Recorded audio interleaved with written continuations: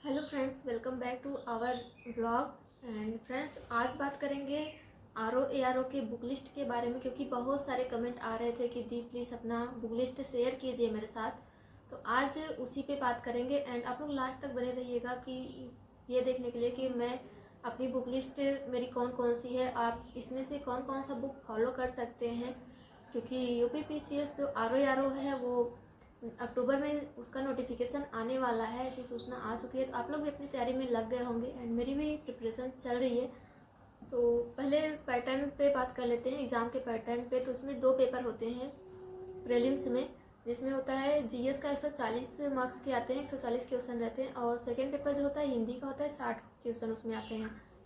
तो GS में क्या होता है, GS रहता है और प्लस रीजनिंग रहता है। रीजनिंग 12 से 15 क्वेश्चन रहते हैं। तो रीजनिंग आप ऐसे ही, अगर आपको थोड़ी बहुत रीजनिंग आती है तो कर लेंगे, अगर नहीं आती तो आप लोग उसको यूट्यूब से देख के कर लीजिएगा। एंड यहाँ पे GS की बुक लिस्ट शेयर करेंगे एंड हिंदी के लिए बुक लिस्ट शेयर करेंगे। तो आप लोग लास्ट तक बने रहिए। तो चलिए स्टार्ट करते हैं। तो फ्रेंड्स, सबसे पहले बात करेंगे हिस्ट्री के बारे में, क्योंकि हिस्ट्री जो है मेन कवर करता है सिलेबस से। क्योंकि हिस्ट्री जो 3 पार्ट में है, तो इसमें से सबसे ज़्यादा क्वेश्चन जो पूछे जाते हैं वो है मॉडर्न हिस्ट्री। तो मॉडर्न हिस्ट्री के लिए हम लोग सबसे पहले पढ़ सकते हैं, ये स्पेक्ट्रम की बुक है। और मैंने इसको कई बार पढ़ लिया, जब से लिया है तो 3-4 बार तो मैं ऐसे पढ़ चुकी हूँ। एंड इसके पहले मेरे पास एक इंग्लिश की थी, इसी की। तो पहले मैं इंग्लिश में पढ़ती थी, बट अब हिंदी में पढ़ने लगी। तो मेरी कुछ बुक्स जो हैं इंग्लिश में है, कुछ हिंदी में है। तो आप लोग देख लीजिएगा आपको किस में प्रिपरेशन करनी है। और मुझे जो भी बुक मिलता है मैं पढ़ाई कर लेती हूँ, मुझे कोई डिफ़िकल्टी नहीं होती है। एंड इसके बाद बात करें तो आपके पास ये पूर्वावलोकन घटना चक्र की जो बुक है, ये सारे सब्जेक्ट की होनी चाहिए। एंड ये बुक मेरी 2021 की है। एंड आप लोग अभी मार्केट में जाएंगे तो नई मिलेगी, तो आप लोग नई लीजिएगा। और सबसे बेस्ट बुक है ये प्रिपरेशन के लिए, क्योंकि इसमें जो दिया है, इसमें एग्ज़ाम के लिए वो दिया हुआ है, कंटेंट दिया हुआ है। एंड इसके बाद बहुत सारे क्वेश्चन दिए हुए हैं, जो बहुत ही ज़्यादा प्रॉफिट है हमारे लिए, कह सकते हैं।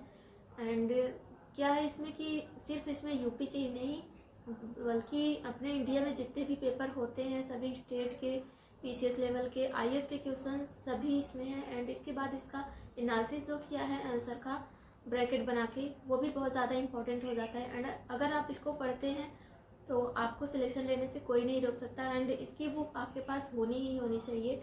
स्टार्टिंग में मैंने जब प्रिपरेशन स्टार्ट किया था तो मुझे इस बुक के बारे में नहीं पता था। एंड जब मुझे बाद में ऐसे टॉपर्स के थ्रू ऐसे मुझे भी पता चला, तो मैंने लिया, तो मुझे पता चला कि हाँ, ये बुक बहुत ही ज़्यादा इम्पॉर्टेंट है और ये सबके पास होनी चाहिए। तो मैंने भी खरीदी है। तो इसमें तीनों हिस्ट्री दिया हुआ है, ancient, medieval and modern.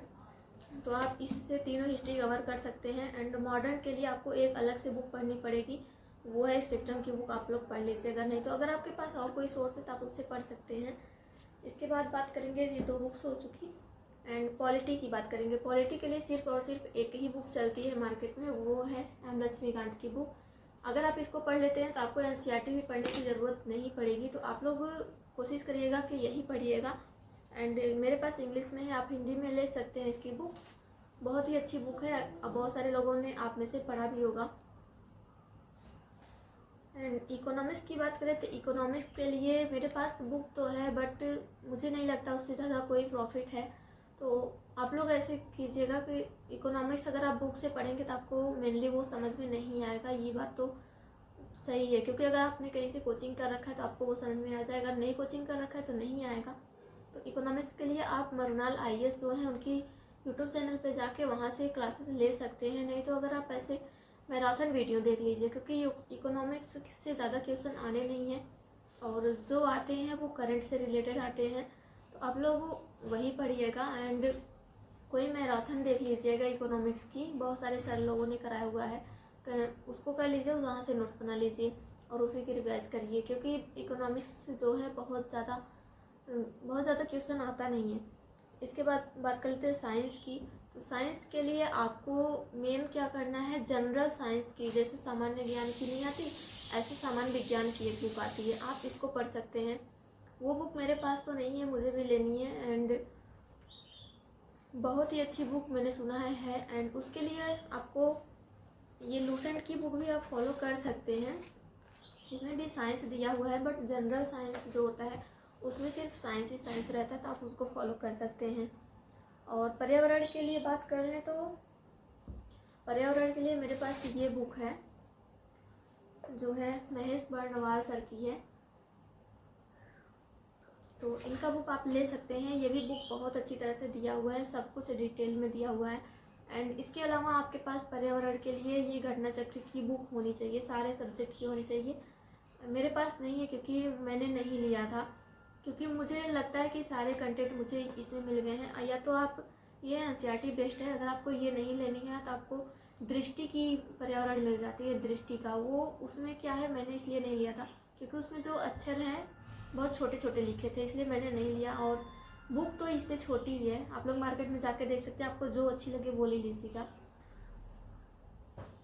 And इसके बाद बात करें तो जियोग्राफी की बात करते हैं। जियोग्राफी में इंडिया की और वर्ल्ड जियोग्राफी दोनों साथ में पूछे जाएंगे एंड मैप से रिलेटेड भी क्वेश्चन रहते हैं, तो आपको तीनों होने चाहिए। तो मेरे पास जियोग्राफी के लिए बुक तो है, लेकिन मैं ज़्यादा प्रेफर करती हूँ इससे पढ़ना, घटना चक्र की जो बुक है इससे मैं पढ़ती हूँ ज़्यादा।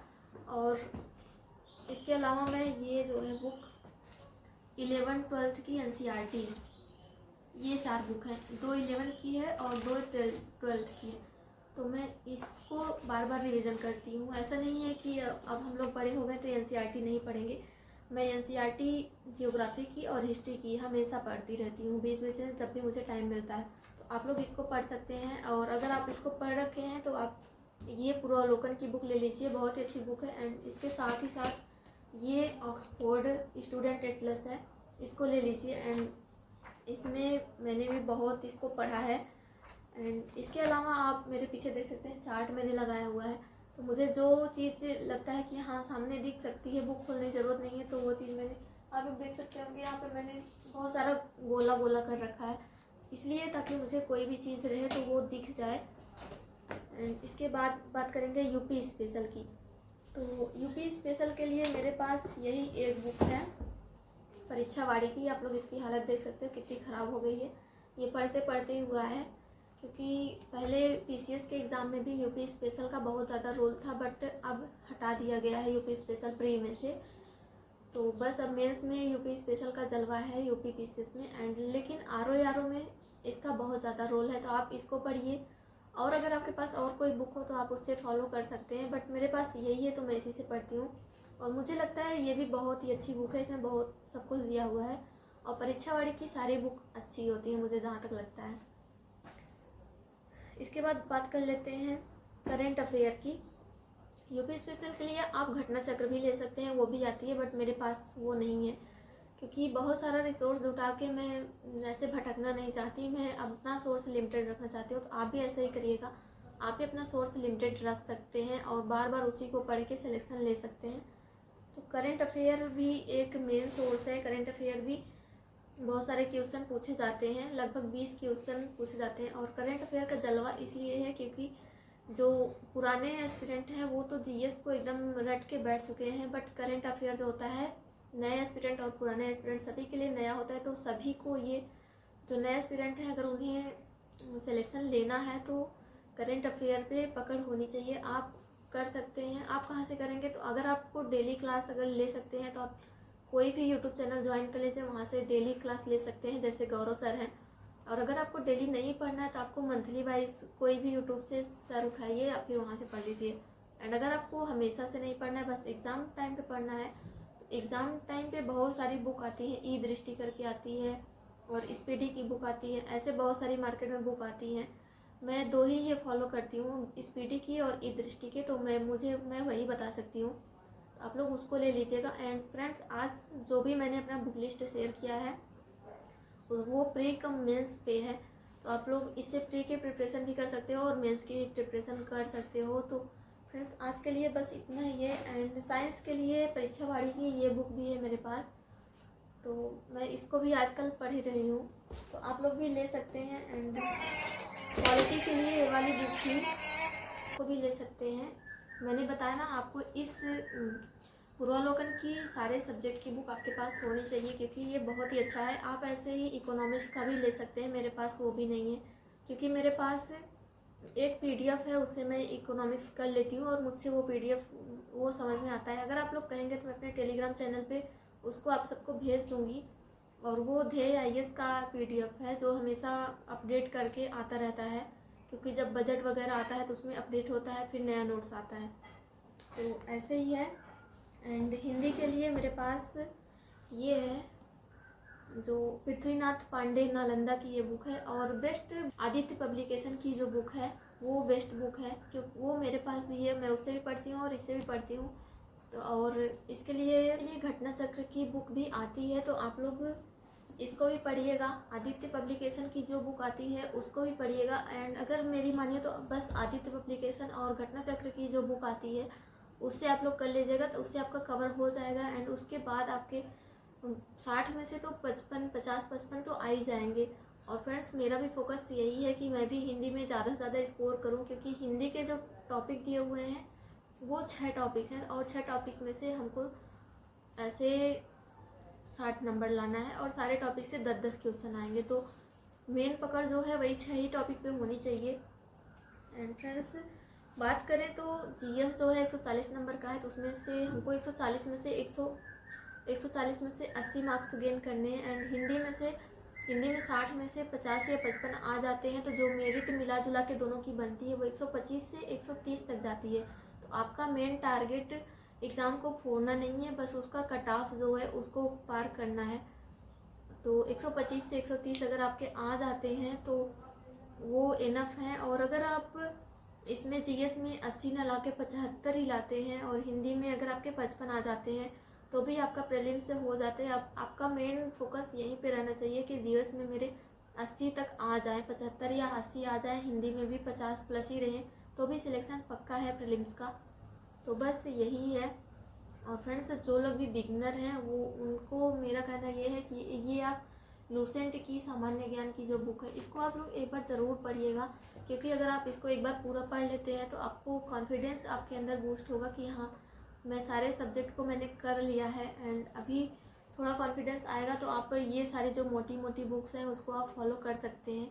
नहीं तो अगर आप बस मोटी मोटी बुक से स्टार्ट करेंगे, आपको जो बेस है उसका नहीं समझ में आएगा, तो आप वो पढ़ के भी नहीं पढ़ सकते हैं। एंड फ्रेंड्स, ये सब करते करते आपको अपने क्रिप्स नोट्स ज़रूर बनाने हैं वन लाइनर के। जब आप उसको बनाए रहते हैं तो एग्ज़ाम हॉल में आपको वो याद आती हैं, और आपको रिवीजन भी करने में वो ईज़िली सही रहेगा, तो आप लोग उसको कर लीजिएगा। एंड फ्रेंड्स, अगर आप मुझसे कोई सब्जेक्ट छूट गया तो आप लोग कमेंट में ज़रूर उसको बताइएगा, तो मैं अपनी गलती सुधार लूँगी। एंड ऐसा नहीं है कि कोई मेरे पास कमेंट आता है तो मैं डायरेक्ट उसका रिप्लाई कर देती हूँ, बस उसका मैं एनालिसिस करती हूँ कहाँ वो चीज़ मुझे आती है या नहीं आती है। अगर वो चीज़ मुझे नहीं आती है तो मैं इग्नोर कर देती हूँ, या फिर कह देती हूँ कि ये चीज़ें मुझे नहीं आती हैं, सॉरी भी बोल देती हूँ। एंड अगर वो चीज़ें मुझे आती हैं तो मैं सोचती हूँ उसमें कोई मिस्टेक ना हो जब मैं उसको आप लोगों के साथ शेयर करूँ।